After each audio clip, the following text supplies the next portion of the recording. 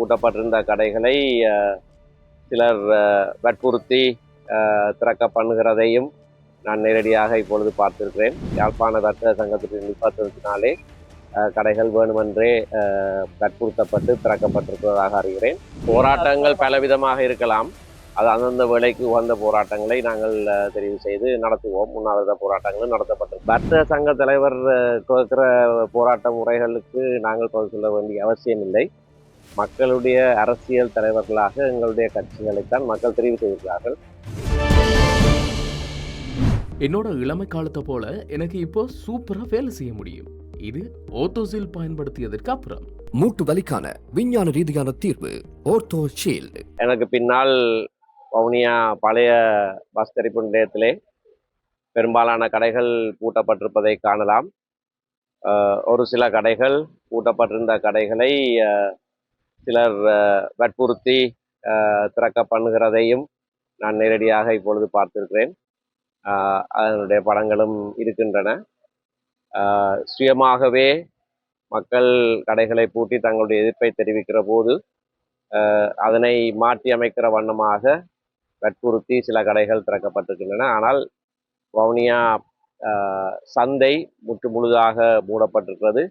பஜார் வீதியிலேயும் அநேகமான கடைகள், விசேஷமாக முஸ்லீம் வர்த்தகர்களுடைய கடைகள் அனைத்தும் மூடப்பட்டிருக்கின்றன. மற்ற வடகிழக்கிலே மற்ற நகரங்களிலேயும் ஹர்த்தாலுக்கு முழுமையான ஆதரவு கிடைத்திருப்பதை நான் அறிய கிடக்கிறது. யாழ்ப்பாண நகரத்திலே மட்டும் வவுனியா வர்த்தக சங்கத்தை போலவே யாழ்ப்பாண வர்த்தக சங்கத்திற்கு நிர்வாகத்தினாலே கடைகள் வேணுமென்றே வற்புறுத்தப்பட்டு திறக்கப்பட்டிருப்பதாக அறிகிறேன்.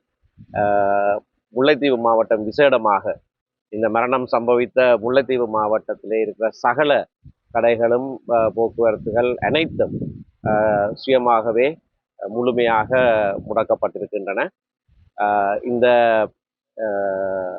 எங்களுடைய கோரிக்கையை ஏற்று தங்களுடைய வியாபார ஸ்தலங்களை மூடியவர்களுக்கு நாங்கள் நன்றி செலுத்த விரும்புகிறோம்.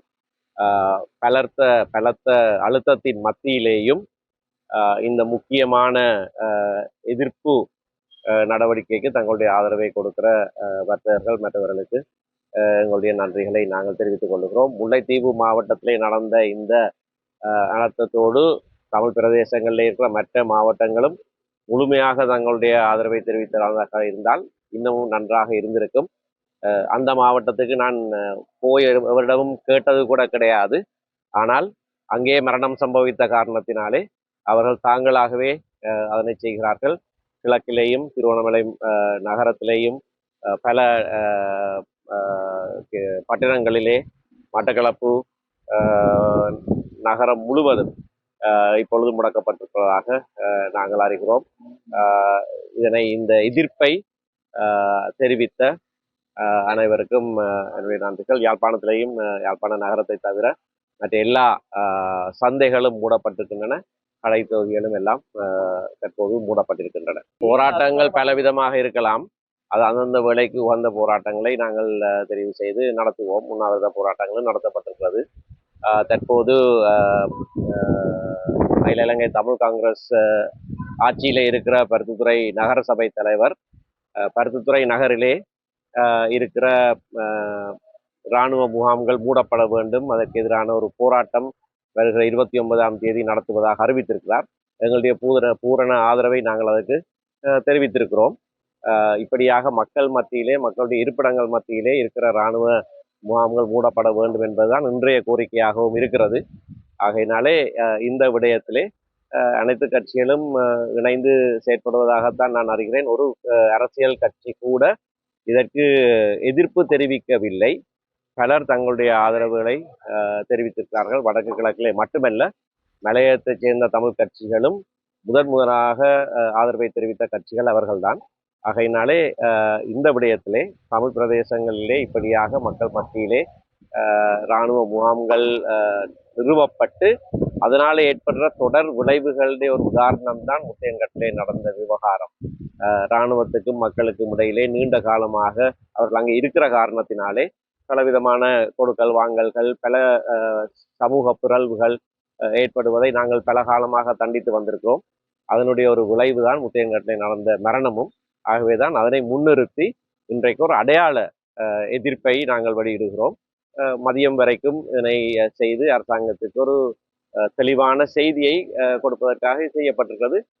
தொடர்ச்சியாக எங்களுடைய கரச்சை பிரதேச சபை தவிசாளர் கிளிநொச்சி நகரத்துக்குள்ளேயும் வாசியசாலை, பாடசாலை போன்ற பல இடங்களிலே இராணுவ நிலை கொண்டு பற்றி நேற்றைய தினம் சொல்லியிருந்தார். அந்த இடங்களிலேயும் நாங்கள் ஒவ்வொரு போராட்டங்களை தொடர்ந்து நடத்துவோம். குறித்து ஒவ்வொரு இராணுவ முகாம்களையும் குறிவைத்து நாங்கள் போராட்டங்களை நடத்துவோம். மற்றவர்கள் பருத்தித்துறையிலே செய்கிற போராட்டங்களுக்கும் எங்களுடைய ஆதரவை கொடுப்போம்.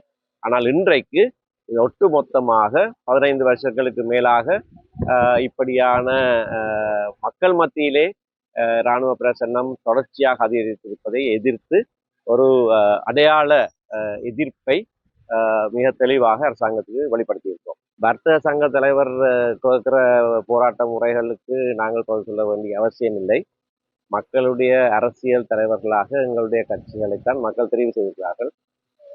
வடக்கு கிழக்கிலே இருக்கிற சகல தேர்தல் மாவட்டங்களுக்கும் பிரதிநிதிகளை மக்கள் தெரிவு செய்து அனுப்பியிருப்பது இலங்கை தமிழரசு கட்சிக்கு மட்டும்தான். வேற எந்த கட்சிக்கும் அந்த ஆணை கொடுக்கப்படவில்லை. அப்படி இருந்தும் மற்ற கட்சிகளும் மக்களால் தெரிவு செய்யப்பட்ட பிரதிநிதிகளாக நாங்கள் அந்த பொறுப்பை நாங்கள் திறம்பட செய்வோம்.